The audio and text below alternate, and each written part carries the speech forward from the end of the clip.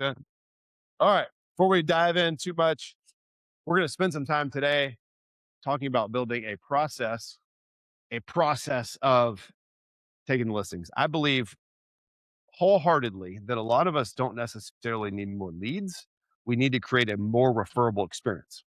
So, what does it take to create a more referable experience? And a lot of times you're sitting here like, I just want to lead.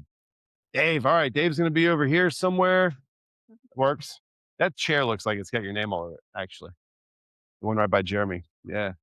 Um, so the idea that what is the process? What is the service level that we're bringing? What are the issues? Are we actually creating an experience that is referable? Because if we create more referable experiences, we don't need more leads. We're going to obtain more leads based on how we deliver. Okay. So we're going to talk that from different parts of the process. I'm glad we got Nisha here because we're going to be able to sprinkle in title throughout the entire intake process. We're going to be able to sprinkle in parts of the mortgage process throughout the intake process because are mortgages needed for us to close listings? Not always, but a lot, right? Most of the time. And so what are the things that we can prevent or expectations that we can set to make sure that we're not fumbling all the way through? Because a fumbled experience is not a referable experience.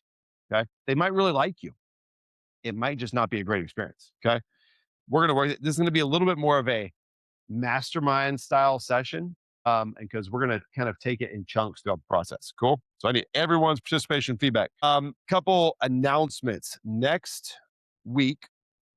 No, this week, the 9th, Thursday. There's Jess. We're going to have a Masters golf event here at the Woodruff. Jess, what time does that start? 4 o'clock. TV will be on. 4 o'clock happy hour, pimento cheese sandwiches, the whole 9 yards. It's going to be great. Be here. It'll be fun. I wanted to get and I'll throw this out in the chain. If anybody wants to go, there's an event called Breakthrough Orlando. If you follow him on Instagram, Ricky Caruth, influencer, real estate guy is going to be there. It was one of the speakers. It's a 1-day thing. Some guys I know from EXP who are helping kind of put it on. So I want to get a head count. Whoever wants to go, we'll get a table or we got some reduced. It's on April 30th. Where is it? April at the Florida Hotel down by, was that a hand raise or do you know more than I do? Hand raise. Okay, perfect. What's that? I think it's the Florida Mall Hotel. Yeah. Yeah. It'll be fun. Breakthrough Orlando. I'll drop it in the chat after this. So yeah, should be good. I think more of that stuff we can take on the better. Yeah. Thank you. That's good information. What's the weather going to be like? Yeah. Is it going to rain? Probably. That's good. I was going to see if you were going to announce the rally next week. I'm not, but Okay. would you do that? Yeah. Do it. Okay, from 10 to 4 is the EXP regional rally. It's in Claremont. Did anybody go last year? I know a big group of us went. So yeah, it's in Claremont. It'll be all day. It's a great place to meet other agents for referrals all over the state. And it'll be a GoGo's going to be there as well, who's part of everybody's upline here. And then some other people from our crew as well. So get your tickets. We can drop that in the Facebook group too. The link. Yeah, let's do that. I for some reason that was not on my radar. Thank you for that. We're going to do a Kentucky Derby watch party too on May 2nd. And then next monthly happy hour, Cinco de Mayo. It's on a next monthly in person. So we might push this back a little bit. We'll see. Old house, like painting house. Be awesome. Yes, yes. I love it. It's planning time. Update, and this kind of leads us into talking listing EXP. Anybody who's been following, there's been this back and forth on coming soon listings, right? It really started with the Compass fight saying, hey, Zillow, we want to be able to have our own off market. Zillow said, you're going to do that. You can't be on Zillow. They suit's over, but they went and partnered with Rocket and Redfin to do these coming soons. EXP comes out, Leo, last week, a week and a half ago, and says, we're going to also open a pre-market option. We're going to do it with homes.com, with realtor.com, and there was one other one that I forget. So not exclusive, not an internal thing, totally open and accessible. I'm still not exactly sure how this works in regards to our MLS rules, because our MLS coming soon rules are not, they're pretty stringent. So I'm not exactly sure how that's going to roll out. So I think it's something we need to be in the know about. It's going to be a conversation, continued conversation. But I want to actually think about that as we're talking about our listing process, because there might be a coming soon process that you need to have and be able to plan for. One of the things, and talking to it with somebody, was another agent. We're trying to say, like, what are your feelings on this? What is the application for us? And the reality is it in the seller's best interest? This has been Leo's perspective for a long time. Is it in the seller's best interest to not have it fully marketed?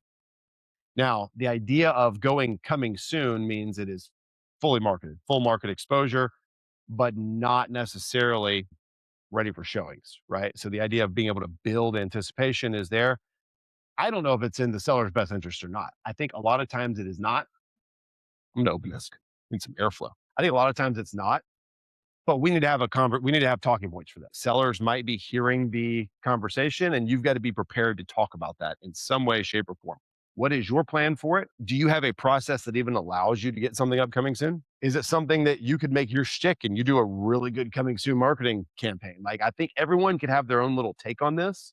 I don't think one thing is necessarily right. Nothing's ever right for one seller. That's been, if you look at kind of the whole argument that's been going on, that is kind of the crux of the argument, is that every seller is not created equal.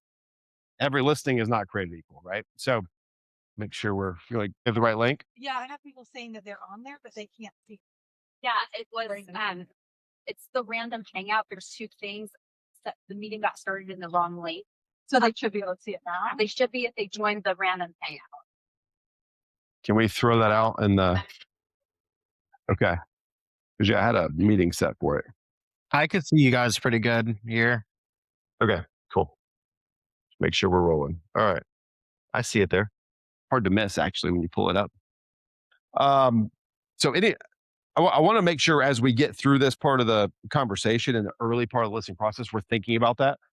And we'll see more conversation roll out in regards to the coming soon. So be prepared for some undertaking on that. I have to imagine our MLS will have to take a position on it, because it is a national conversation. It's not just a local conversation at all. Okay. All right. So we're going to dive into the listing process. I didn't know how many people will be here. We thought about doing like more of a panel style with only a handful of people, but I think we've got like some real listing experience. We've got Nisha, who's overseen 1 million closings in title. We've got Matt and Jeremy, who are going to give us awesome feedback. And so what I want us all to think about as we go through this is, what are the things I've not yet considered? Because I think it's really hard to become a really good listing agent without going through some of the fire first. And you can go through some of the fire as a buyer's agent, right? And you can see the things that work well, but you got to then step back and say, how do I make sure I do this really well too? How do I make sure that I have a process that allows me to manage more listing opportunity?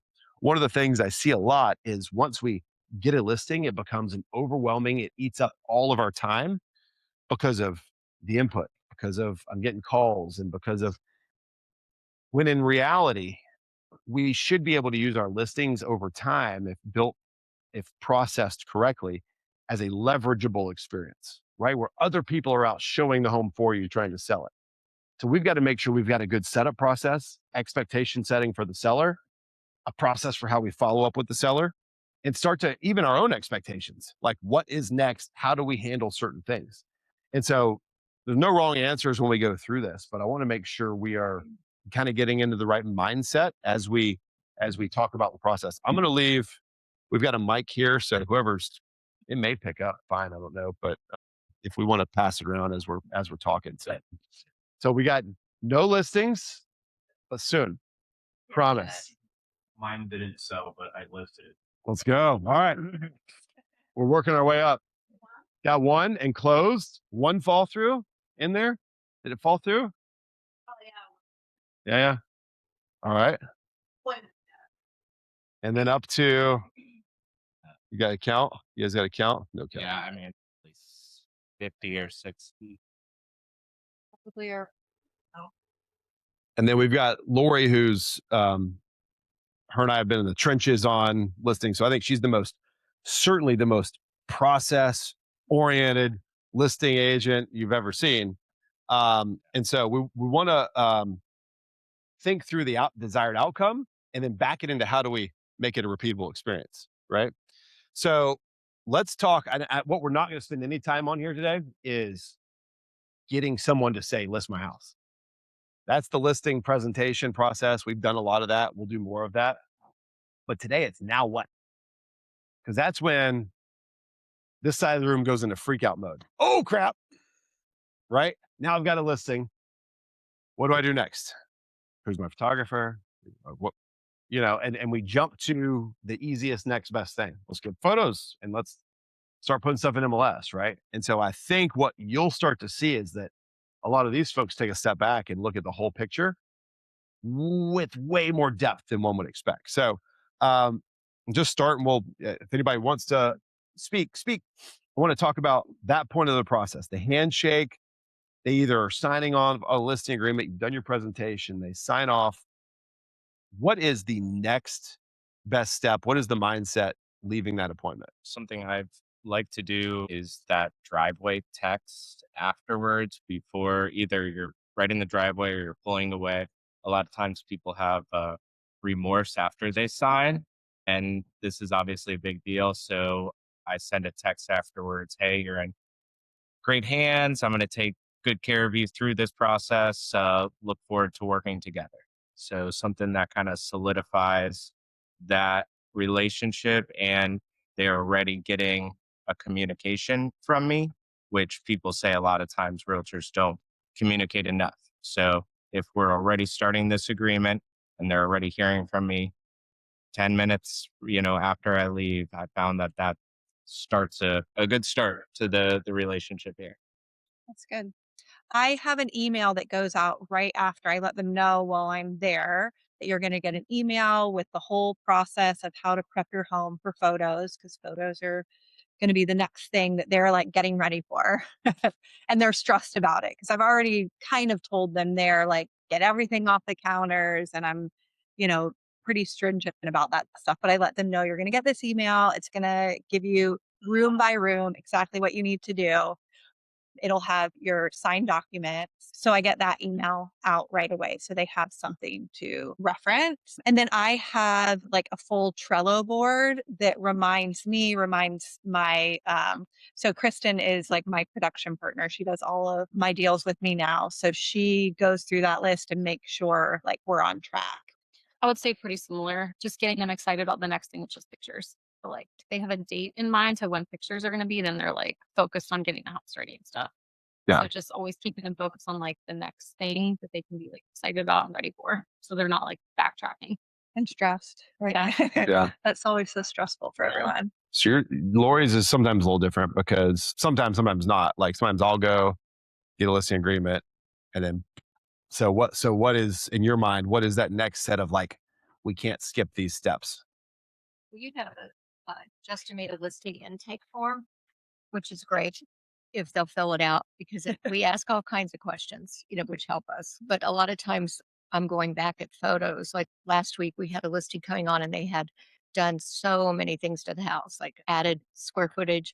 So literally between the photographer and everything else, I was probably there 2 hours. But by the time I left, I knew everything about that house, which I think is really important to save you time. Like I knew as much about it as my own home, or that's what I try to do. Because when you're getting phone calls, the more that you can answer without having to bother them, the less stressful it is for them. Yeah, go ahead. No, I was just wondering, so you're doing that listing intake form during the photos or? No, we send a listing intake form digitally, but also just learning more about it when I'm there. Like for this house, I like to get it, I all like to get ahead. So I did a featured sheet because there was so much. And then she also gave me what all those things cost, which was a lot of money. So then I've got an appraisal prep ready, so I can take that feature sheet and add the cost, just working ahead because nobody wants to get a phone call from an appraiser that says they're coming the next day and you're like, oh my gosh, what am I going to do? I'm not ready. So Yeah. I looked at that listing intake form, and sometimes if somebody's like we're ready to sell. We've talked price. Sometimes we'll even send that before we've got a listing agreement. I mean, and so, but I looked at it today because it's got 100 questions. And some of you are like, that's a lot of questions. We add a question every time we have a hiccup of some sort. And so, now every question doesn't get asked because it's kind of like if it's an investment property, it gets a different line of questions. If it's in an HOA, it gets a different line of questions. If it's got an alarm, it's got a different line of questions. But it gives us all the things we would need to know for like to kickstart title and all that kind of stuff. Um, Let me ask this of this group: what expectations do you want to set leaving that appointment? So I love the hammering down on like you're in good hands, but like what are the other expectations for whether it be communication or just the process or what they're expecting next? Like what is left with them in that regard? I was just thinking about like, so one thing that we just started doing, and I don't know, you guys might have been doing this forever, but unless it's like one of our like luxury listings where we have to be there or they don't want to get the information, we have showing time go directly to the owner so they can confirm it. So I let them know about that that they're going to know when every showing comes in, they'll be able to confirm it. Are you doing that at the listing appointment? I'm telling them that. At the listing Okay. appointment. Yeah. Um, yeah, because the listing appointment, I'm really not doing that much other than like figuring out the price and letting them know about commission. Like they've already, yeah. So I'm kind of telling them everything that's going to happen while we're listed, and that's part of it. That's just something that was top of mind for me. Do you guys all do that? I've always done direct to them for them Yeah. to confirm or decline. Like I don't get involved. That's like way too Yeah. much.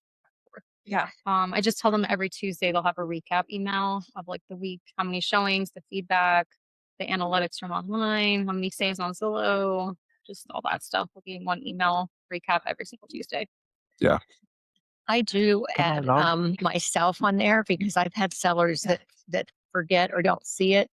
And I Yeah. kind of talk through that process too. Like, do both of you want to get it? And here's how it works. And have you guys noticed that now they have to opt in to get the text? So sometimes they don't. And so I try to tell them that, hey, it's not spam. You don't have to download anything, but you're going to get you have to hit yes to opt in. Let me ask from at this point in the process, Nisha, what do you want listing agents to be thinking about that maybe could create obstacles later that they hadn't considered? Okay, so once you have something, a listing, send it over to me. Send me the address. Let us do a pre-order on it. Let's make sure that before it's under contract, it's good to go. Because we don't want that title commitment coming back 3 to 5 days after you have it under contract and then finding out that there's a huge lien or something that we could have looked at and like potentially resolved before we're underway. Who could use that in their listing presentation to say, hey, here's something I'm going to do as a part of my process to make sure that we don't have a hiccup 30 days from now when you're on a moving truck, or whatever, right? I think it's a huge win to say, hey, we're going to do a pre-listing title search. Yeah. Yeah. That's great. So you just like an email that says, here's a new listing. Yeah, say we have, I have a new listing. Would you mind ordering a pre-search or a title commitment for us? Yeah. If we had a survey at that point, would you want that? Is there anything else you care about? I don't want the survey until it's under contract. I mean, the survey is, as long as you ask your sellers and confirm that there's been no changes to the property since that survey was done, we really don't need that. And, we'll approve it as long as there's been no changes and the sellers will tell us that because they sent an affidavit at closing saying that there's been no changes if we use a prior survey. Who's considering financing at this point in the process? Like who your buyer could be, how they could possibly finance is what is the mindset there? And Matt and Jeremy, if you guys want to chime in at all, like what are the things, like if we're leaving a listing appointment, there's things we're noticing, things we're seeing, like that should factor in as a part of what our process is going to be presenting that listing. Trying to look for pitfalls. When I was selling real estate, and that's where I would help start, because to sell something, you have to first identify who the target consumer is going to be, right? And so many of these sellers are, they're paying a 2.6% mortgage payment, right? So I think like bringing that up in conversation and showing them, hey, in this area, in this price home, we're probably looking for a 20% down conventional buyer. Let me show you where the mortgage payment's going to be. So I think that's like a pivotal piece in the process that also sets you apart from other real estate agents because they're not using words like, target consumer. Yeah. So starting there also helps the sellers realize, like the real challenges that we have today, right? You can sell we're selling $500,000 real estate where the mortgage payments are what, $3,800 with taxes and everything. So it's just a different ballgame. But from there, once you have the listing and you're leaving, of course you want to keep like everything's going to be specific on the house, right? Because FHA, VA, I'm sure you guys are all aware. You have to keep an eye out for like wood rot, things that could come up and could stop the appraisal from happening. What about and then thinking about appraisal, like when we're working on pricing, like doing it through the eyes of an appraiser is a big deal, right? Because even if I think I could get you a buyer at this price point, like ultimately we've got to appraise. And so, it's one of the places where I feel like sometimes expectations aren't set correctly to understand, hey, I understand you want more for your house. Like there was actually a agent was trying to do a deal with out in like Winter Garden, and 100,000 over what another same floor plan just sold for, but it's got a little bit bigger yard. Yeah. It's got solar panels, right? And it's like, okay, that's fantastic, right? And I get they paid a lot of money for the solar panels. How's that going to look through the eyes of an appraiser?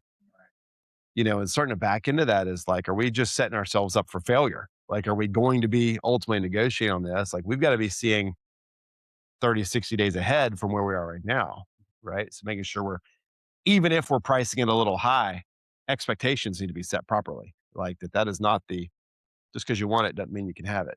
Maybe you don't, and maybe it's not worth it for you to sell at that point. And that's it. But those are things we want to make sure we're squashing out.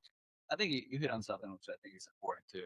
Like, don't just rely on automated estimators and then come in there and say, hey, here's your price point. Like, you should know your 3 highest comps, like the 3 best comps. You should memorize those addresses, right? Because like when you're in conversation with these sellers, and they've already had other interviews, you could say, hey, so how did you feel about 1472 Magnolia? What were you guys' thoughts on that? And they're going to be like, what about it? I don't know. Yeah. It's like, Yeah. oh, well, this is one of your 3 best comps. Have you looked at some of the best comps? They're always going to say no because nobody's really doing it. So just knowing the address and knowing that, hey, this one, just like yours, has a pool. This one, like you were saying, yard size, like that is the stuff that subconsciously they're thinking like, oh, he knows and stuff. He knows way more than the other agents that. That's good. I want to kick to this side of the room for what are things that, if put yourself in the shoes of you go take that presentation, they say go, you have them sign whatever you brought, and now we're off to the races. What are the fears or wheels turning in your head that you don't have answers to yet? What are the questions that you're like, I just need to know, I need direction on that? One of the things that I thought about the last presentation was, do they have a preferred title company or do you want me to recommend one? Because I feel like most people just don't have, but unless you're in the industry, you just don't have one, So, just how to present that question, I think. You're afraid of a question they're never going to ask. Yeah. I guess just how to approach that. Like, It's never been asked. Yeah. All right, kick it over here. If they have it, well, speaking on that, if they have one, they're going to let you know. Yeah. Yeah. I mean, that's basically it. Like, other than that, it's kind of just in the background. Like, hey, by the way, we're going to use Apex. They're a figure out partner title company. So is that okay with you? Yeah, that's fine. Cool. Whoever you want. That makes sense. I did have someone recently that just didn't trust anybody. And I think I had the net sheet and she was like, well, who is this company you use? I mean, are they charging me too real? I was like, no, we use them all the time, but do you have someone? Because that's fine. No, I don't have anyone. It's fine. But it was a weird. So that's probably like where that conversation would come up at all is when you present the net sheet. Yeah. Because there's not like a place on the contract with them where it says this is the title company we're using. And I talk about, man, like in any process, when we've got to work with somebody and we've got to work with their agent and their lender, like I need my A team in place. Like I need to make sure I've got like anytime we can align and have you and Matt or Jeremy like all around one transaction, we're getting that thing to the finish line. As soon as it gets kicked off to a bank and they choose their own title company, I have zero leverage in any of these relationships, right? And so I think it's really important to them that you're not just hiring me, you're hiring a team and a trusted team that I have that we work together to, why does when a new coach gets brought in, why does he change out his whole offensive coordinators and his defensive coordinator? It's because you got a trusted process with people, right? So same kind of thing is like that helps us make sure we're not missing stuff. I don't know everything Nisha does, but I know if she needs something that I haven't given her, she's gonna be asking for it, right? Yeah. But I don't know how other companies work. I mean, it's just a reality of like we've done it time and time again successfully. Why would we change that? What other questions, fears, thoughts, anxieties? Which one? I think a mindset. That I try to have leaving um, a listing appointment is how can I show this seller that I care about their home, right? Like what steps of the process am I going to be able to show them that I'm going to show up, whether that's being there for the appraisals, being there for the inspections, how do they work from home, how they want their home to present online because they're exposing themselves to the world, right? You want to make sure that they know that you're going to care about their property and how it presents. So walking them through that process of how I go from room to room to show them what needs to be removed from the walls and how to best present it is, I think, one of the first conversations, but also how we're going to walk through the process and make sure they're comfortable throughout. People are in their home, in their personal space. The thought of how do I care about this person and care about their home, how I present that is important. That's really good. You made me think of something. And so every home is not ever going to be able to fit in your perfect listing box. Actually, almost none of them will, right? Every once in a while, you're like, yeah, but we can do pictures right now if you want, like it's ready. So, but how do we operate on that sliding scale of perfection? I know a lot of us are perfectionists. And so it'd be like, take all your pictures down, pin all the wall, right? That'd be perfect, but it's not reality. Like they still live there, right? And so how do we operate inside this imperfect experience and help them understand that? And I like to think about it like this, like we could make every house perfect with an expense. And so, but to do that, they're going to have to write checks. And now I'm going to have to go sell it for checks plus some to make it have made sense at all for them to do that. Right. If instead I can relate that to a value component where we can sell it for a price, it still nets them more than they would have netted in the other environment selling it. Because what I don't want to do is just like, I don't want them to feel like, well, you just wanted me to do that so it'd be easier for you to sell. Why wouldn't they have just wanted to do that a long time ago and live in a better house, right? Like, so we've got to understand nothing is ever going to be perfect.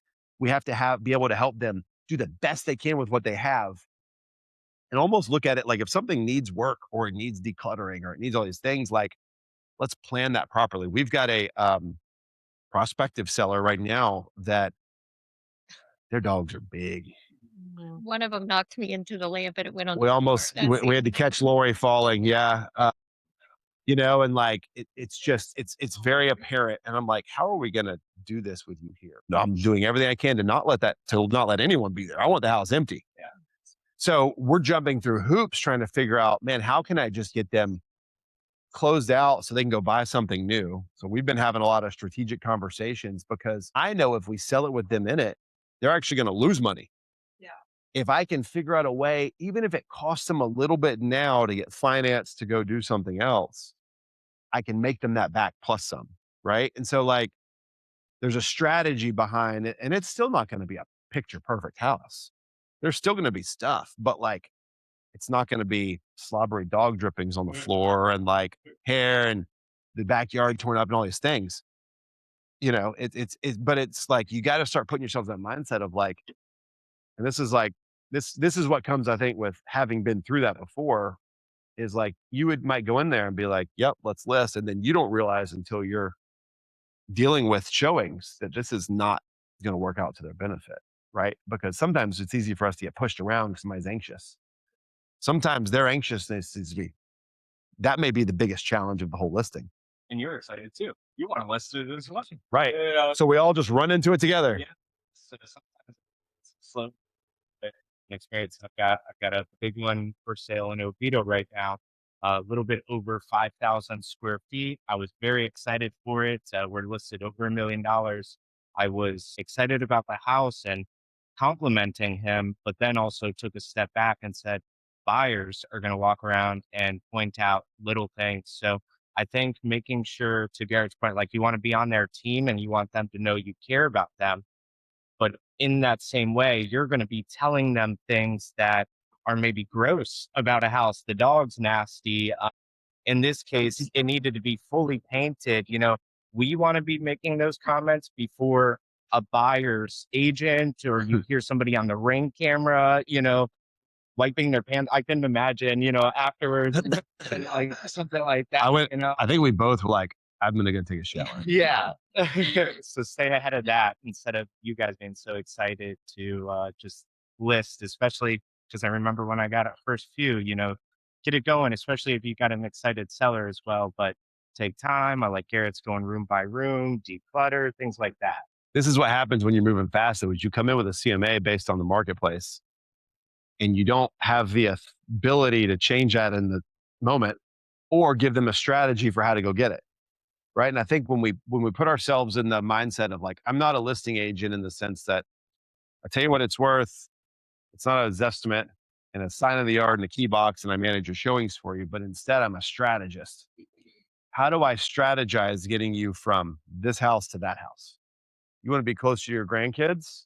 You got to get out of this one. You got to get there. How do we do that? That's the question of the day, not so siloed on how do I get your house listed, right? Because that might fall very short and leave them with a very non-referable experience, right? So it's not about telling them stuff's disgusting. It's saying, you see what's going on here. This is going to be very hard to show, right? Like, and that, how about we come up with a better plan?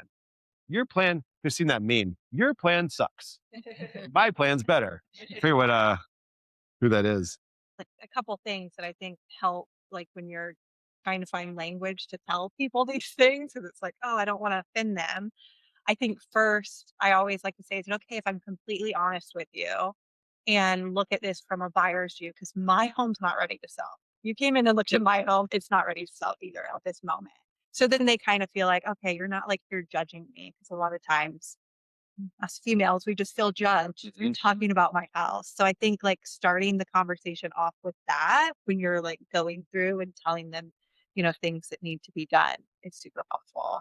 And like I have a listing right now that thankfully I had this conversation with them before we went to market, that they have two like formal dining rooms. So they have two formal, one in the front of the house, and then they have this flex room that overlooks the pool that they have created into a formal dining room.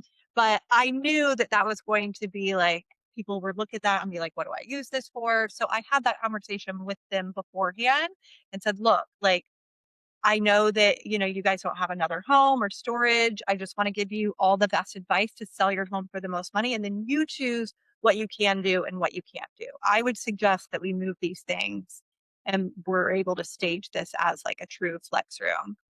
No, we can't do that. Okay, great. But at least I said it and now they know, because now the feedback is coming back. Like we've had a lot of people say like, I don't know what I do. As much as I tell them what you could do with this room, like they can't see it. So they were already prepared for that. So they're not like, oh my gosh, well, why didn't you tell us that? Like we could have moved things or whatnot. Like they know. So That's good. I think I love that saying, hey, I'm going to speak to this through the eyes of a buyer because I do work with buyers. I know how buyers think and how they talk. On the market analysis, I like to say that I'm approaching it through the eyes of an appraiser. It's not my opinion of value. It's a somewhat objectable opinion of value. I don't create the comps.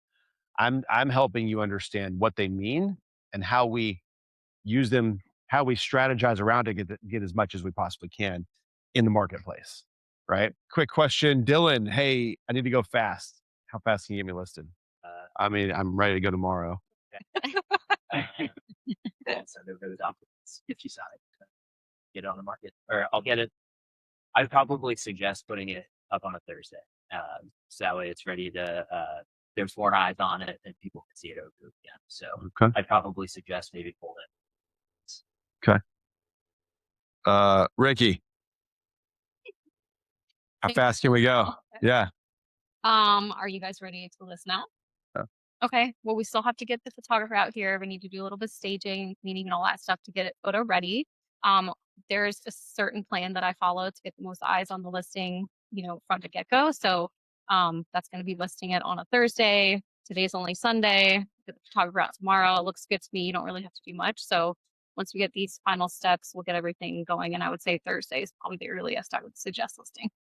Cool. Lori. I think I would just say, I know you're anxious, but we want it to be perfect. We want as many eyes on it. We don't want mistakes. So we got to get the photographer in here. I want you to look at the photos, look at everything that I've written so that it's perfect when we push that button and it goes out to hundreds of sites. We get one opportunity for a first impression. Yeah. So let's not shortcut that. I mean, that could be the difference. Who's ever gotten their best offer right out of the gate? Like fast. It happens, right? I mean, but if we present poorly, we put up, who's seen a listing with one picture that says more photos coming soon? The worst. So Why would you do that? I think as a buyer, we should go see that house because it might be a diamond in the rough. Go see it as fast as you can. No pictures, perfect. I'm taking it. And I'm going to write you a low offer. And it's going to reflect your poor performance, right? Because we know that's how the market responds. Like it's not going to respond if you're not presenting properly. So that's good. So yeah, you want to make sure you've got an answer to that. Like, because we're not saying however fast you want, we're saying you're hiring me to bring this to the market. I want to get you quick response too. If you want to get sold fast, that's what I want to do too. Right? Getting listed fast is not the goal. Is it the goal to get under contract fast or get to closing fast? Right? And so that means we've got to make sure when we get to that part, we're not taking just the first offer. We're taking the best contract that's most likely to get to closing. Okay. So we got to change our perspective on some of these things to understand that we're not telling them no, we're telling them your way is not correct. Your goals may be misconstrued, right? All right, let's jump to like this getting prepped moment. So we're getting pictures scheduled. They're scheduled for Monday or whatever it is. What going into that, and then let's talk about that first. You got Monday through Wednesday. You're going to go live on Thursday. You've got to get all of your photos done. You got to do your intakes. You've got all the things you're going to put together for listing. What are the other things you've got to make sure in that checklist of items that you're taking care of, and when do they happen? When I'm doing at the photos is when the sellers do the disclosure because I tell them I'm going to pick the disclosure up when I come for photos because we have to have that uploaded in MLS before we go live. So I give them the packet with the disclosures at the listing appointment and say, hey, I'm going to pick these up when we do photos. And if you have questions on them, I'm happy to answer questions. I can't help you fill it out, but I'll sit with you and we'll go through it. And then I'll take it with me physically. I'm looking at numbers one more time. If you've taken a listing appointment a few weeks earlier and now it's time for photos that week that we're coming on the market, I want to make sure if their neighbors have come on or any closings that have happened. So just finalizing our actual go live number because like you said, first impression is important. So anything that's changed, you want to know of that before we come on the market. So just looking at that for myself. What about marketing assets, flyers, pictures, social media posts? Are we working on that in that build up time? And then what else ensues after go live date? Like what are the things we got to be planning for those first couple days? I like open house that first weekend. Oviedo House had a good turnout. Came live on the market Friday. Open house planned for that Saturday as well. I've got a funny story about it. There's levels to this here with the marketing. So it's in a gated community here. So I've got a photo here. I just wrote my name and number on a piece of paper for people to call me. The agent below me had a sign printed out that looked really nice with his phone number. And I was like, okay, that looks good. Sunday, I come back and I'm like, okay, I got it printed outside. And what this other agent did is they had like a flyer, like with it laminated and an open house, like sign with it. They just kept one upping me. But it was funny. The first day, Saturday, I got a lot of phone calls and I talked to the agent that was hosting the open house up the road. And he said he didn't get that many. So it still works. Like you can still host the open houses. So to the marketing effort, just doing it, just getting there, being present. I had drinks, I had food. Not a lot of people ate the drinks and the food. I had all my information on the property, and I think we've got a potential buyer out of it. So we'll see. So yeah, I like doing open houses the first weekend. That's good. That's it. I mean, it's a whole nother part of this thing is saying how, okay, we want to create a referable experience for that seller to recommend you to somebody else. But on every listing, it's a marketing piece, right? So every open house has a potential to bring 1, 2, 3, I mean, however many buyers. I think too, right now, it's a chink in the armor of this buyer broker agreement, right? Like you can freely have open houses and not have to have someone sign a buyer broker agreement, right? So some buyers who are uninformed or not comfortable with that or don't have an agent they trust are very willing to go step foot in an open house. And so we don't want to forget that that is a real opportunity for us right now, just given the current environment. And so whether you're building their trust, they come and buy it through you. I was thinking about this too. If you're accounting for unrepresented buyers in your listing agreement, buyer may say, who comes in your open house, I love the house, I'm not willing to pay a buyer broker. Cool. You're already accounted for. They don't have to pay a buyer broker, do they? Where's that money coming from when you're getting paid? Seller, just like it would have anyways. They just don't. But instead of beating somebody over the head trying to explain to them, we've got to make sure we're accounting for that in our potential plan, right? And so we got to make sure in our listing agreement we're accounting for if someone comes in unrepresented, how that's going to work. Cool. What else, Lori? Anything else? Listing, photo day, things you're trying to make sure you leave with. I was just going to say we do sellers disclosures through Seller Shield usually, and then I'm looking at them to make sure that there's nothing weird that we need to know about. But I don't know if that's worked out with. I've tried it a few Sky times and people just get confused and I'm like, Yeah, never mind. Here's because the they paper. talk into another. I always just Right. make sure I send it through Seller Shield directly. Every time I do it through SkySlope, it doesn't come back to me, or I can't see what they've done. So if you sign on a free account with Seller Shield, you can see when they've started it, what they've signed. But I always do explain to them, look, they are selling protection, but you don't have to take it. Some people do and some people don't. And I But you always- still use your EXP email to sign into Seller Shield directly? Do you know? I think I use not EXP, just my regular. I have another work one. But then you can see if they've started it or if they've finished it, or you can send them a reminder. It's just easier through that Seller Shield. In your listing presentation, we can do a pre-market title search. We have protections, legal protections for you for your disclosure process. Like those are, we've got to make sure we're talking about the benefits. And these are not things that add a lot to your plate, add nothing to your plate. Yeah. They actually make your life a lot simpler. But the idea that we have them and we don't talk about them is an issue. How many more listings could we get if you're competing saying, what about this? What about this? What about this? To why I am so passionate about Seller Shield. If you've never been locked up in a frivolous lawsuit for 2 years, you'll find yourself feeling like Seller Shield makes sense. We got sued. The seller got sued. Their inspector got sued. Everybody got sued.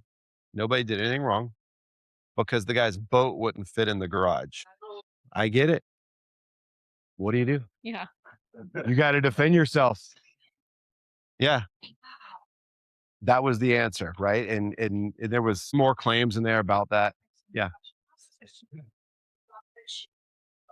Like if ESP choose to get, if that will be only for the like representation for the club part. No, it's for the whole disclosure process. Yeah. If you're sued because of a disclosure issue, they would then fund an attorney to represent you through that process. That wasn't shown that was only for like it was represented for flooding only or the whole transaction. No, it's just the disclosure. Like it's protecting the Yes. seller. Like if they don't disclose something that they forgot to disclose and then the buyer comes back and sues them for that, the Seller Shield protects them and gets an attorney to fight. Yeah, but I didn't know because It doesn't, it's not insurance. Like it's not giving you money because something floods or something happens. It's not. No, real. it's like when we sounded like with the shield form from the platform only. When we bought it, I was a decision because only a lot of the whole transaction. When you It's go, not the whole transaction. It is your disclosures so your seller's disclosures, your association disclosures. I would just suggest what Lori said is go into Seller Shield specifically and do it through there. You can so when we send for listing agreement out, we don't send any disclosures.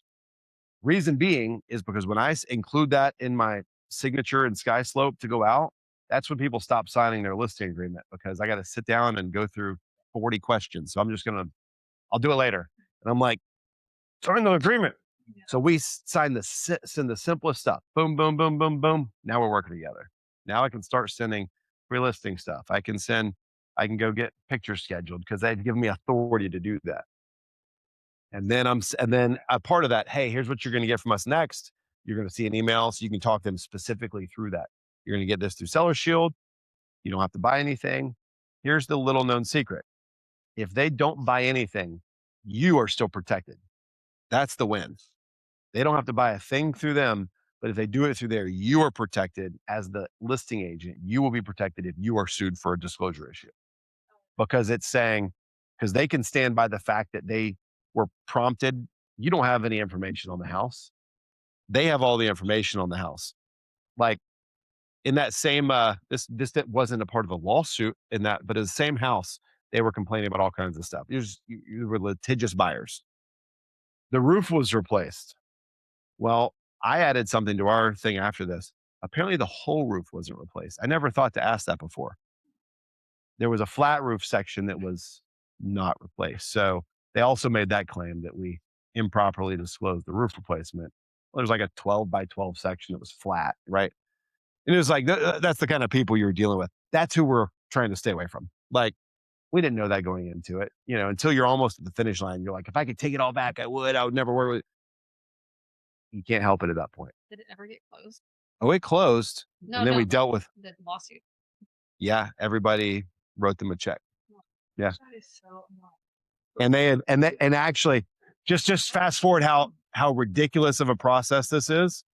This is a year and a half, 2 years later. They've gotten divorced. They've sold the house for a massive profit, like all the things. And you're like, Wow. and you want $5,000 from me? Like, what are we doing? Okay. So that's why you should do it. With seller's disclosures going through it, and it makes your listing process so much longer here when you're going through it. So that's why I like Seller Shield, because it explains what is polybutylene piping.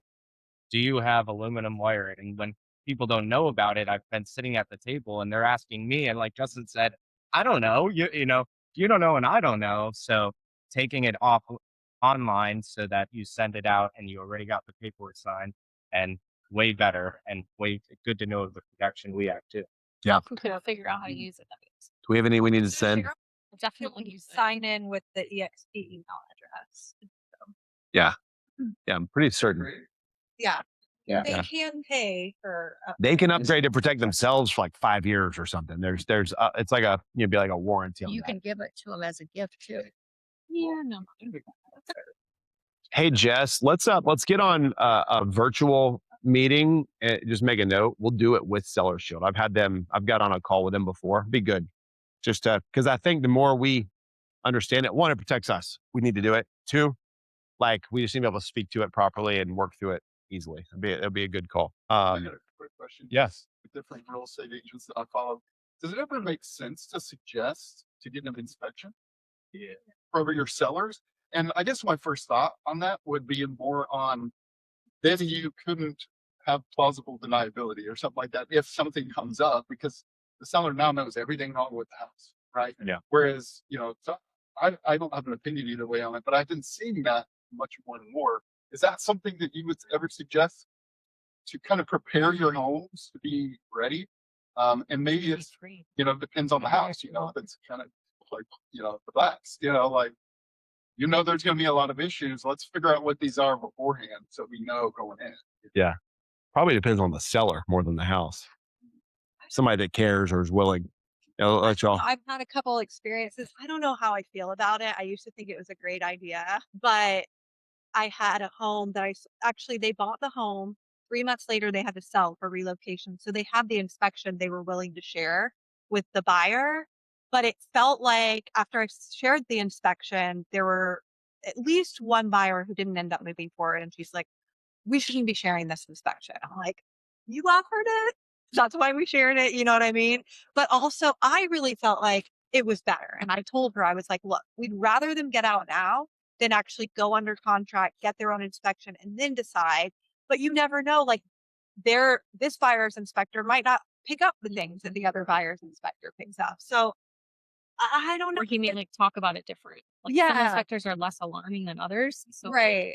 a $25 whatever. What is that thing that everyone? GFCI. Yes. Yeah. Yeah. That everybody needs. And then the other inspector will be like, oh, you need all new wiring. Yeah. You know, and then the other one's like, oh, it's $25 fix. Problem easy, comes up on everything. It's like you just don't Something to consider. Yeah, and I agree. I think it's one of those things you keep in your back pocket, and there may be a time when it makes sense.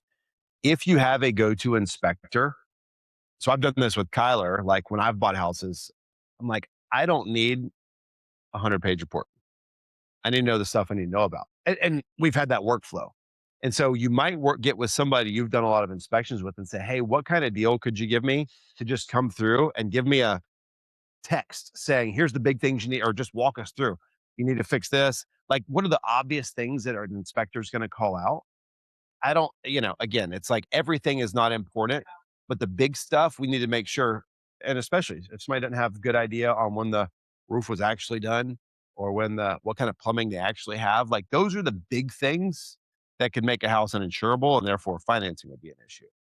So I think you're kind of looking at it through that lens. But if you could get a guy to do it for $100 or something, you do that during pictures and call it a day. And the other side is like if the seller doesn't have the money to do the things, then it's like, Yeah. how are you going to do the inspection? And show them all the things that are wrong, but be like, sorry, I can't fix any of it. And if somebody's under contract, they'd be like, okay, well, They're more we're willing to going like, through. Yeah. 50%. So it's they have the knowledge that you're going to have an inspector come through. They know what the issues are, and I use Kyler when I do mine because he looks at it from a GC standpoint, not an HVAC guy that's trying to inspect. Now I know why he's never available for me. So it's just one of those things. I think it allows your seller to know how to negotiate if you're priced at a higher point versus just throw it on the market and hoping and praying you get offers. Yeah. And what you did. So I think it puts you in a more strategic position as a listing agent than it does just throwing it on the market and helping you pray. Well, and if a buyer agent or a buyer's inspector calls out something, but your inspector called it out, but was like, that's not a big deal. At least now you have some leverage in that regard when it comes to, negotiating, because it's like, yeah, we know about that, but it's not going to be an issue. We've got our guy saying that, and again, it might come down to, a nickel and dime, but at the same time, it's like you're coming from it from a kind of a knowledge position. Yeah. Not just like, oh, I had no idea those beams in the attic were, whatever.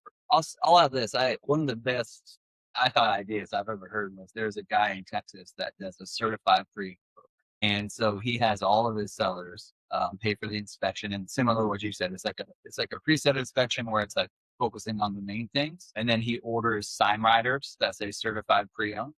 And so he has his sellers like fix the main issues that would Get the home go to warranty. it, and then it comes to the home warranty. And then he actually advertises it like that, where like first thing listing is certified pre-owned. I forget how I didn't send everybody the material, I like that. but it was really cool. I like that a lot. Yeah.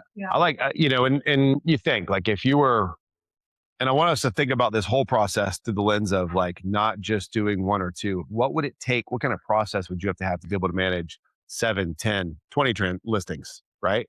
Like what changes in our mindset? And I get here, that's a dream. We're not there yet. Everyone wants to do more of that. Are we built for that? How do we make sure we're built for that? Right. And so like if you had 20 listings, the idea of throwing $100 to an inspector to do a certified pre-owned kind of thing is probably not a big deal because it saves you time in the long run, right? It saves us fall through that we don't otherwise have. And so like your model may change over time. You may be able to add more services over time with scale. That's why we want to make sure we're building a process that is scalable. One of the things to kind of David and Jeremy's point is like in any negotiation, who has the most information? Like that is a strategic, strong position, right? It's the high point and more. It is, how do I make sure I have all of the information so that I can negotiate best? So that would come down to the house condition. That would come down to knowing the comps. Like Jeremy said, 724 Magnolia, you've talked to the agent on that. You know that they had this issue and they fell through and they came back on, and this is why it sold where it did. And they had these concessions. Marco was talking about a potential listing yesterday. He said, there's this other house. We're thinking about listing here. This other condo that's listed here. It's been on the market 155 days. I said, let's talk to that agent, because if it's the same condo, do we have to go and experiment for ourselves? If they're getting no activity, what are we going to do different? Right. And not say right or wrong, but like, information is never going to offend anybody. Like, we need to make sure we are the ones with the most information. So I think we've got to, as you start going through this, buyer side too, like, we've got to make sure we are the ones that are seeking out, how do I get the information I need to know?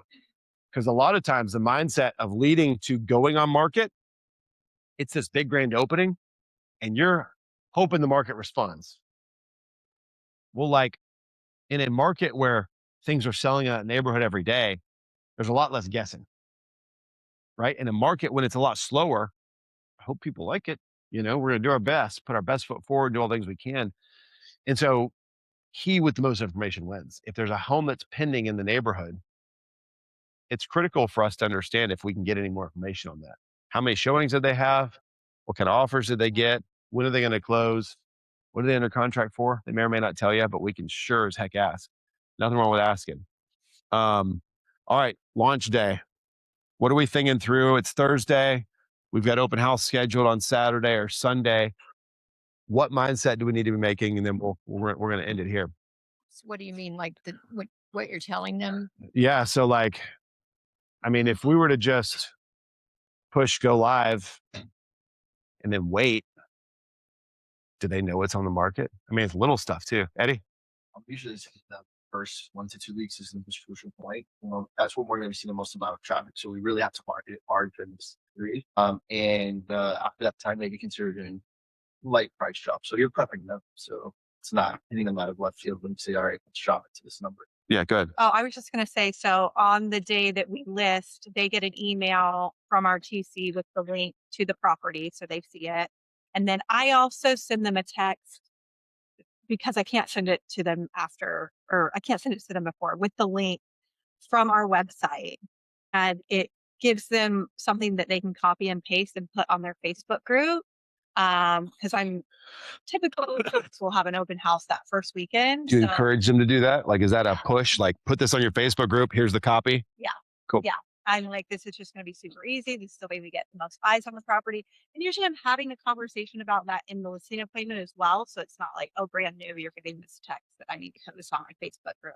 We talk about it so they know. And if we're doing the open house, it's like, we want to get this up there immediately because your neighbors might know somebody who wants to move into the neighborhood. A lot of times they're like, oh, well, I don't need my neighbors to see this, my listing. Like, they're just going to be looky-loos at, the open house. But I'm like, no, that's exactly what you do want, because we do want more eyes on the property, and it's going to help that one buyer that's in there. If there's 25 other looky-loos, it's going to help that one buyer to get really excited about it. So yeah, that's one thing. Well, and who better to sell the neighborhood than people that already live there? Yeah, well, hopefully.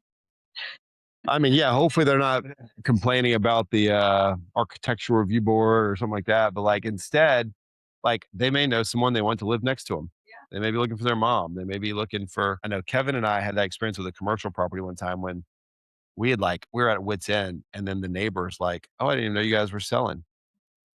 And we realized in that moment, people with proximity need to know about the property. They may have a different need for it than you did, than the rest of the market.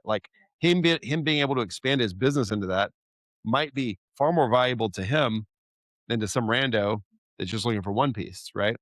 So same thing with sellers. I want my mom and next door, and you can buy that or whatever it is.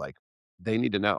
So something else we did that you guys if you can do this for open houses and you have the time, it's great. We just did it for this luxury listing we have. We went and door knocked around just for a couple hours. the day that we went live, and we had invites for our open house that were like a neighborhood exclusive for the first hour of the open house. So we went and we door knocked, we gave them the invites. I mean, if you can do that for several days before the weekend, and you have the time to do that, oh my gosh, that's just such a great opportunity, and be able to go back and do that later. And don't sell anything. Yeah. You're not selling yourself. You're selling the house. Because guess what?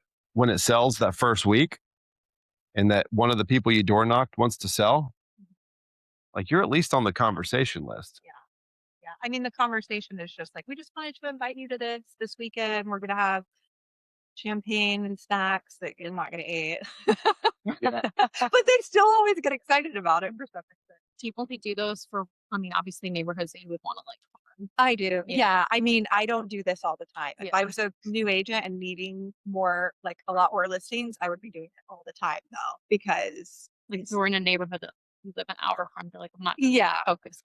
100%. Yeah.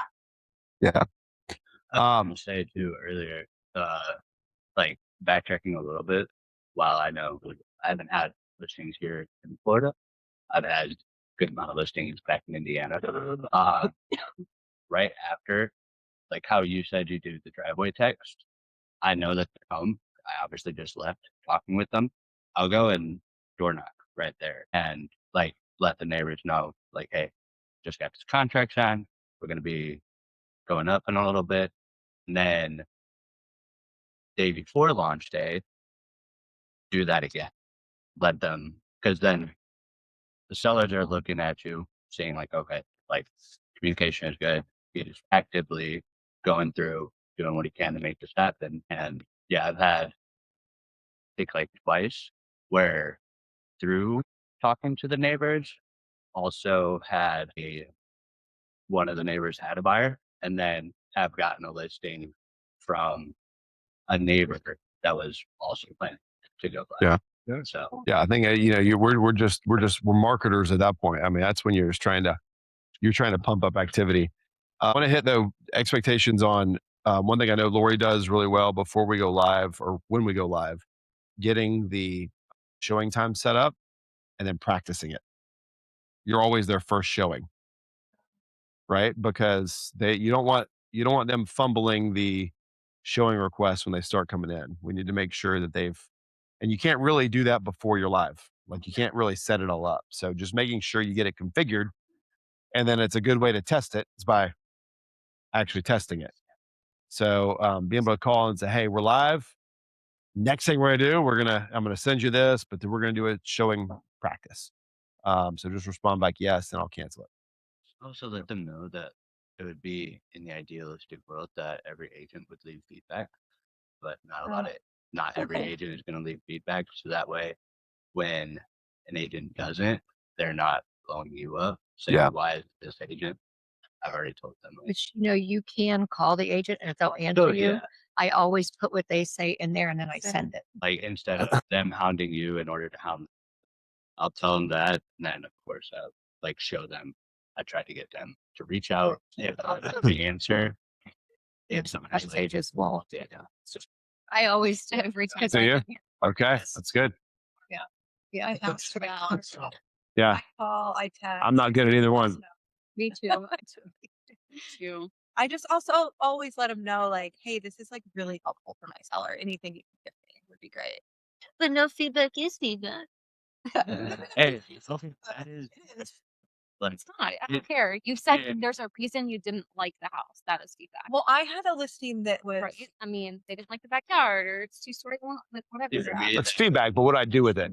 I mean, other than keep a seller happy, which is fine. We like to do that, but I'm not changing anything because of it necessarily. here and out in Davenport. And so I started asking, did they find another home? And then if they did, like finding out what that address was to let the seller know, just because it's like, okay, like this is what they're going for instead of your house. I mean, hopefully that's an extenuating circumstance and that doesn't happen. One thing too, it's like very important when you reach out, right? Because if you ever are still on tours and people are calling again, it's like, well, I don't even know which house you represent. Yeah.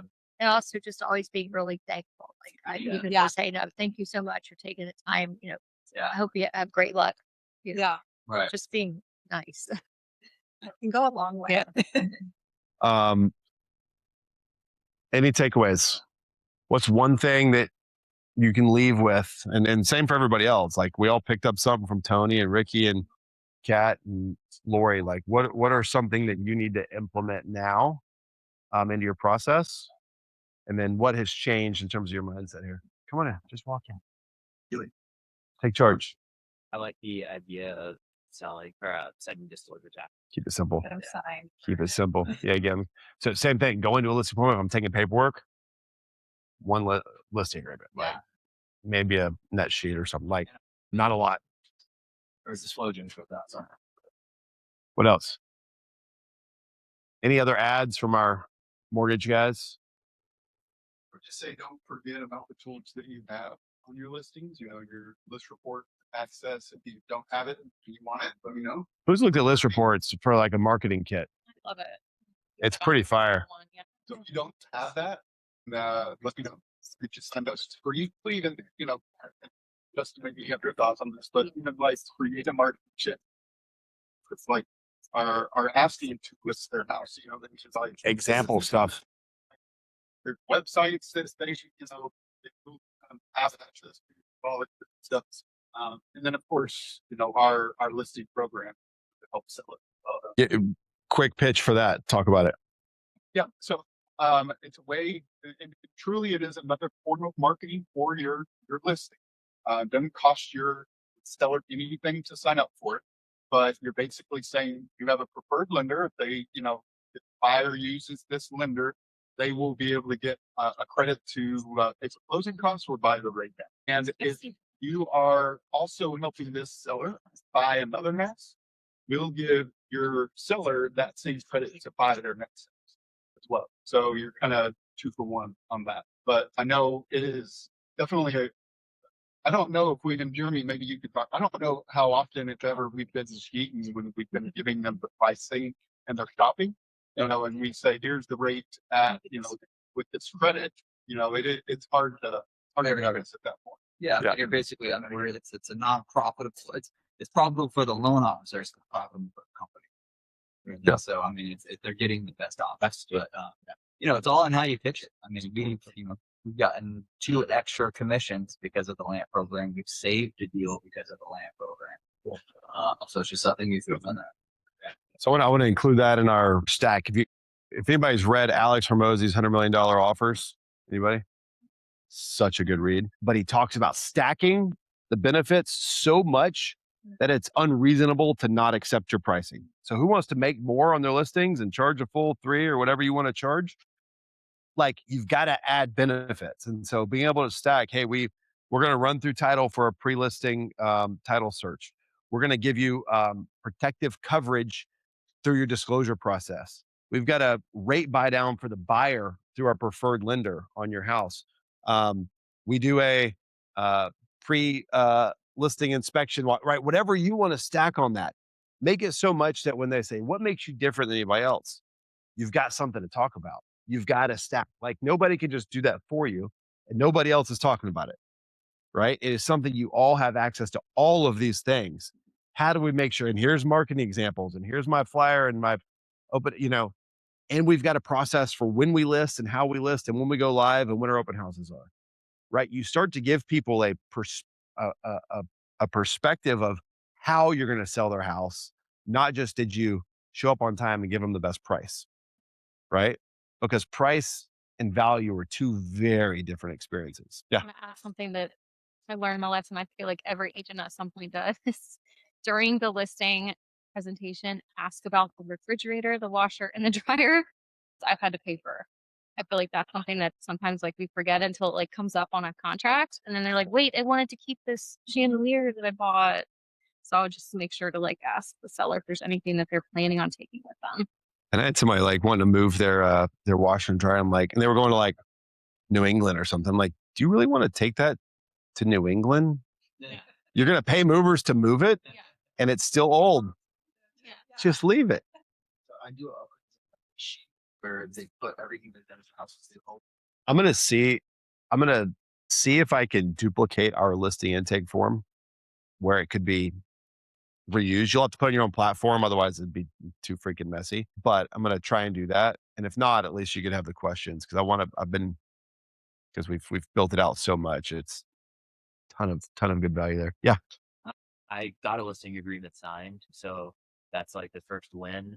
But she called me like last week or the week before. And she said, "Hey, I know we're all signed and everything, but I have a dealer who came over and they're wanting to buy the house.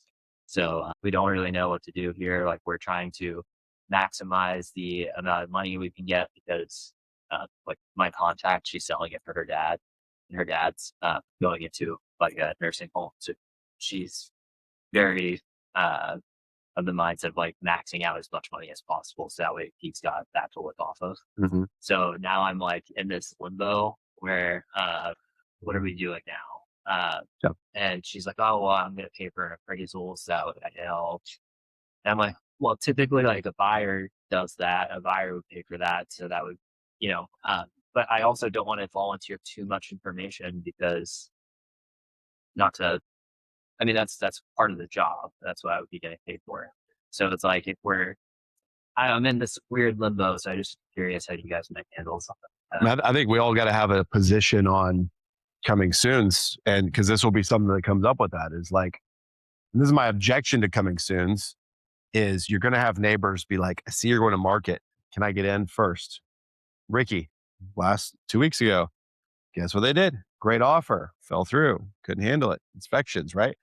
Now, what a different experience if they've got to compete. Are you hugging the horse? That's really funny. It's like caressing. But what a different experience when someone competes with other people and then writes their offer and wins, right?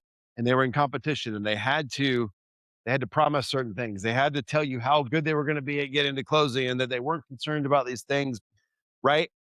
When they when they're the only ones, there's no competition. They feel like, my belief is, this may be a stretch, but I think they feel like they're doing you a favor.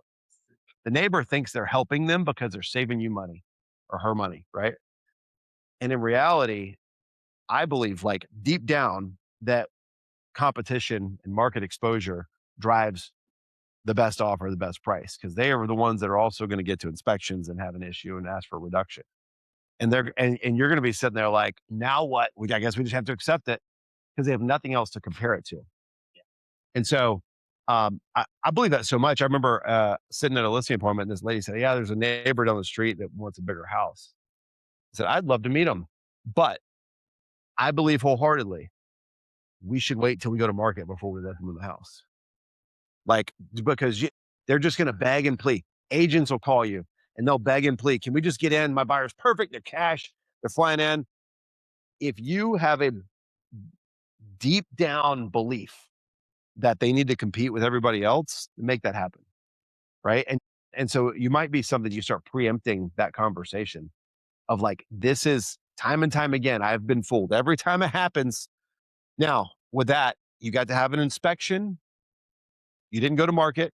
That was one thing we talked about. Don't put it on market. Yeah. Because that way, when you go to market, when you go active, it's the first time you've been on market. Yeah. Nobody knows there was a fall through. So if you do that, at least think strategically about how the market's going to perceive that. If you say, go live, make it active, and then they fall through and then you come back on, everybody's going, "Hey, why did the first one fall through?" I mean, it's been how long now that the neighbor was going to buy the house? A week, 2 weeks? Yeah, something like that. Okay, Yeah, where's the neighbor? Where's the money? Where's the Yeah. offer? Have Where's they the even this? been inside the house? Have they even seen it? Were they pre-approved? Can they? Oh even yeah. do it? I've- Yeah. Most of the time, the neighbors, like, they all say that, right? And then Yeah. it's like, what happened to your neighbor? Yeah, where'd you go? It's like, Yeah. oh, they're not I approved. think Good job. Things